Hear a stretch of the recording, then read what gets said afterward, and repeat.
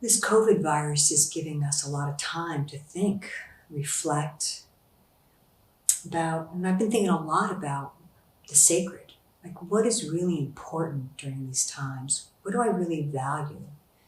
Where's my life force, all of our life force? And I had the honor of participating at Standing Rock when the Great Sioux Nation fought to protect their water. And it makes me think about the water, its life, this amazing earth that we live on, this air that we breathe, the fire in our spirits, and how these sustain us and keep us alive. And, and each other. And we're in a time where even though we are physically distancing, our connections feel deeper than ever before because we need each other. And that power of that connection is spirit for me and reminds me of what is really important, that sacredness. So I've been thinking a lot about that and taking time to reflect about, how do we take that life force and use that as our vehicle for change, our connection. And Standing Rock was all about that and so many lessons. And so I just want to share a little bit. Standing Rock, the power of stories and spirit. My time at Standing Rock in 2016 was filled with deep learning as I was offered lessons and gifts that I hold dear to this day. The Great Sioux Nation rose up with the call that water is life to stop the construction of the Black Snake, the Dakota Access Pipeline, which threatened the water source for 18 million people downstream and cut through treaty lands established in 1851. The Standing Rock Uprising was a beacon of hope and prayer for all that is good and just, amid the ongoing legacies and realities of violence and generational trauma. The Convergence in North Dakota was a mix of love and pain, of hope and dejection. It is a story of spirit rising against the brutality and hate of the white supremacist state. In the face of this violence, ordinary and humble people from all walks of life gathered to put our bodies on the line without backing down. Children, grandmothers, healers, horse people, storytellers, workers, veterans, people of faith, mothers, fathers, cooks, boat people, organizers, and activists offered their resources and love to keep us whole. The strategy had many facets, from prayer to political work, from direct action and storytelling to resource gathering and support from big-name stars.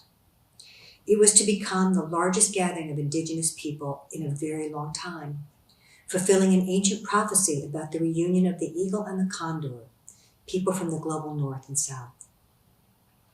Never in my lifetime have I experienced such resiliency of the human spirit against all odds. In a roller coaster of victory and defeat, we held one another, prayed, imagined, and manifested another world in the moment and for the future. Meanwhile, the politicians and police spent millions of taxpayer money to inflict harm.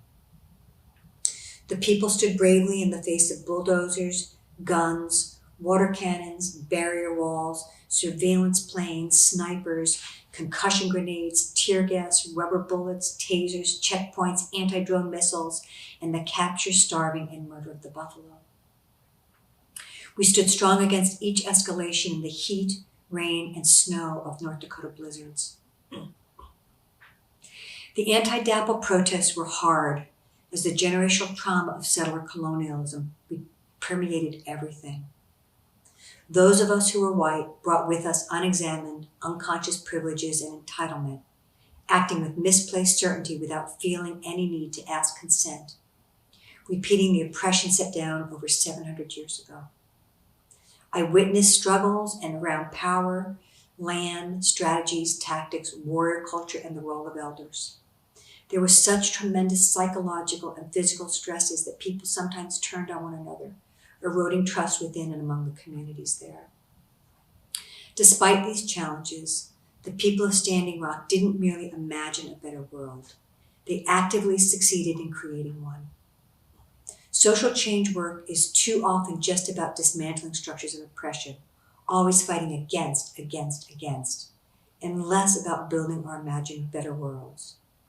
At Standing Rock, we lived together in camps, shared meals, laughed, danced, cried, walked in the mud and on the ice. Everyone had access to medical care, a place to sleep, and meaningful work to sustain the community: cooking, chopping wood, tending fires, cleaning up trash. While we failed to prevent the construction of the dappled black snake, together we created new communities and inspired generations of young people not only to dream about walking a different path, but truly beginning to walk it. I want to share one of the stories of an action we did.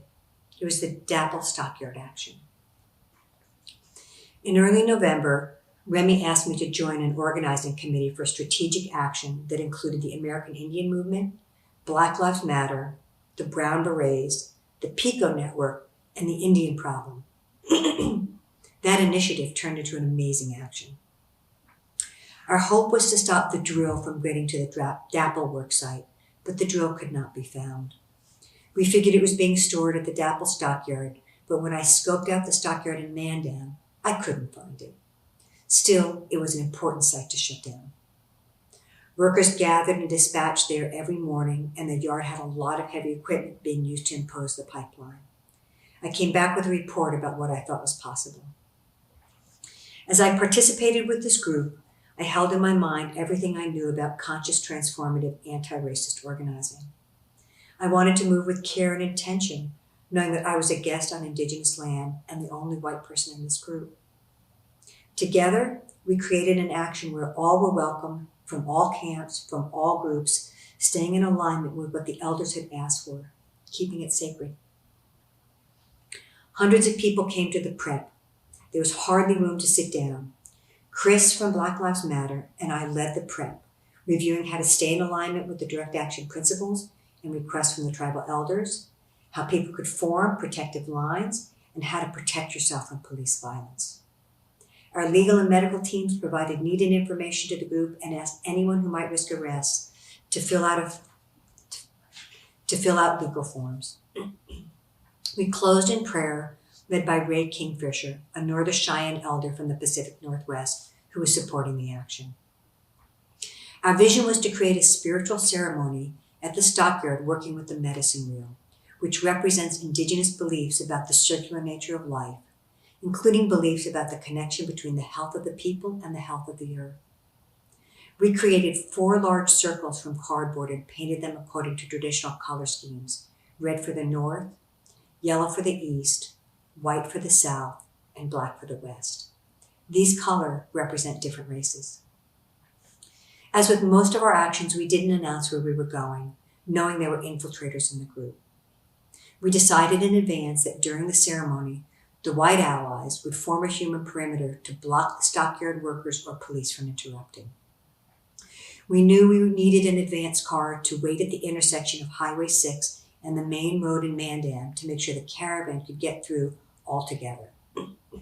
Fortunately, a group of 4 young people volunteered for that job. Over 150 cars mobilized for the caravan. As with every action, we saged everyone as we circled up for prayer before we left. An eagle circled overhead. This was a powerful sign. As we rolled out of the camp heading south on Highway 1806, horses galloped to the fence to greet us. Chills went through my body as the power of the horse nation blessed our work. As we turned north onto Highway 6, we saw a helicopter ahead. Our anxiety grew as they started flying low in front of our caravan. We saw police cars ahead at a Dapple worksite, then more police at the junction of Route 135, and then again at Route 136. As we came to the main intersection in Mandan, the 4 young people held the intersection as planned. The police intervened and arrested one young man who bravely held the intersection until we all got through. Once at the stockyard, we had a team directing everyone to pull in, swing around, and park close to the car in front of them, facing the road. We planned this positioning in advance so we could get out quickly if we needed. We carried the medicine wheels out as sage burned all around. The white people divided into 3 groups, one to surround the ceremony, another to block the driveway into the worksite, and a third to stay back several hundred feet on the road to ensure no cars drove in. After the ceremony began, I could hear something happening down the road, and the next thing I knew, shots were being fired. I ran over to the first blockade to find our line in distress. A subcontractor working at the stockyard had tried to drive straight through the people blocking the road, including an elderly man who could not move quickly enough to get out of the way. One of our people had their foot run over. At this point, the driver pulled out a gun and pointed it at our group, and a young woman leapt forward trying to stop him. He pistol-whipped her hand, breaking her finger, before he pointed the gun at her head. This is when my dear friend Carolina dove forward, knocking the woman away. The man accelerated and floored his way through, heading straight toward the ceremony. Luckily for us, he cut off onto a dirt road, firing several shots in the air as he took off. It was terrifying, but our first line regrouped and reestablished our blockade. The ceremony never stopped, and our perimeter there had held strong. It was not long after that we saw the police amassing in the stockyard. I saw SWAT police, armored vehicles, LRAD sound cannons, and guns. They had come through a back gate. We reinforced our lines, making it clear that they would have to go through the lines of white people in order to attack the ceremony. The police stood where they were, making no move to advance as we completed the ceremony. Our group began to process back to the cars, but some of the young indigenous people did not want to leave. An elder carrying a staff stood with them, facing the police. I spoke to the group of youth, urging them to go. It was in that moment that the elder began walking toward the police. We stood silent, frozen, watching. As he got closer, several of the police came forward. The elder reached out his hand to shake theirs, which they accepted. He burned some sage and appeared to offer a prayer. When he was done, he walked back to our group, and together we all walked down the road to join the others as the cars were departing. This was the first action we had done where the police did not advance, showing that utilizing our white bodies to block the forces of empire can be strategic. There were over 600 of us there that day. After we made it all safely back to the camp, we were called to the sacred fire. We were apprehensive at first, not sure if we would be scolded for our action, but we learned that it was an honor. It was to honor our work. A thank you song was sung by a Standing Rock matriarch, and the honor circle began. It started with us, and we turned one at a time to face the next person in line, connecting our hands and our eyes. Everyone in the line followed us, one at a time, wrapping around and creating a circle within a circle. It was not completed until every hand was shook, everyone else in the circle.